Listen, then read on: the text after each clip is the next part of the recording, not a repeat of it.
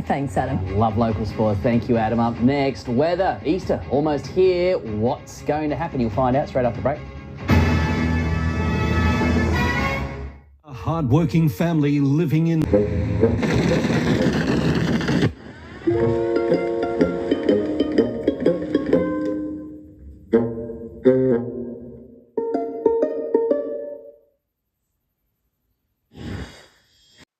Transform your home into a haven with cool, pure, clean air, creating a world of perfect comfort. Take your home to the next level with the air specialists.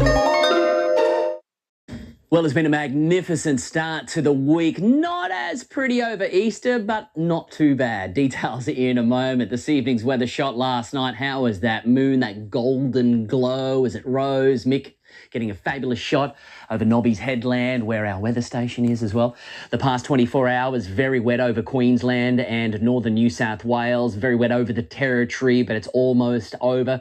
The remnants from ex-tropical cyclone Megan beginning to move offshore, just about completely dissipated now. So north of Coffs Harbour, it's been very grey, very overcast and very wet, but south of, it's been sunny and warm, and wow, haven't we had a beautiful taste of that. It's not over for this system over the inland areas. That's going to ramp up again next week, in fact. But across the northern New South Wales coast, it's going to be wet, and the same for the Queensland coast, and some increased cloud locally, and a brief shower will be possible as those southerly winds kick in yet again. Otherwise, most of southern Australia is fine. It's still very warm in the west for Perth, drying up and heating up in the Alice, back to 27, glorious for Adelaide, 21, partly cloudy, risk of a shower for Melbourne, Sydney, Brisbane is going to be grey and wet. It's not a pretty picture there, but the capital isn't half bad. Sunny and warm for this time of the year. Talking of warmth, we've had our fair share of it, up into over 30, some consistent days there to start the week for the Valley, and temperatures capped off in the high 20s again, thanks to the mostly south-southeasterly winds kicking in each day, and another day of it again tomorrow, and it hasn't been humid, even though we've had the southerlies. Wow, it's sultry, very warm in the sunshine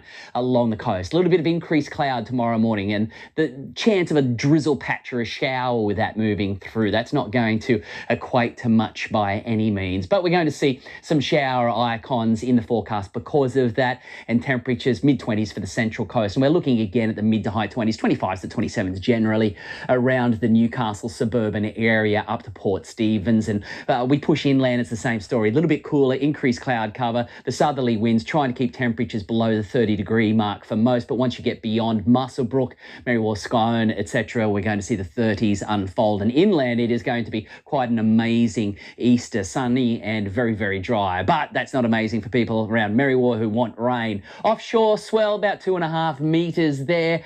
Seas light on, those onshore winds again building a little bit. Sun to rise 7 a.m. now, down just before 7 p.m. Early low tide hitting the high 10:30 tomorrow morning, back to the low in the afternoon 4:30. Waves about 1 metre, southerly direction again, wave period just below 10 seconds. Partly cloudy, risk of a shower is with us as we move through the next couple of days. Over Easter, not too bad. 26, 27 degrees.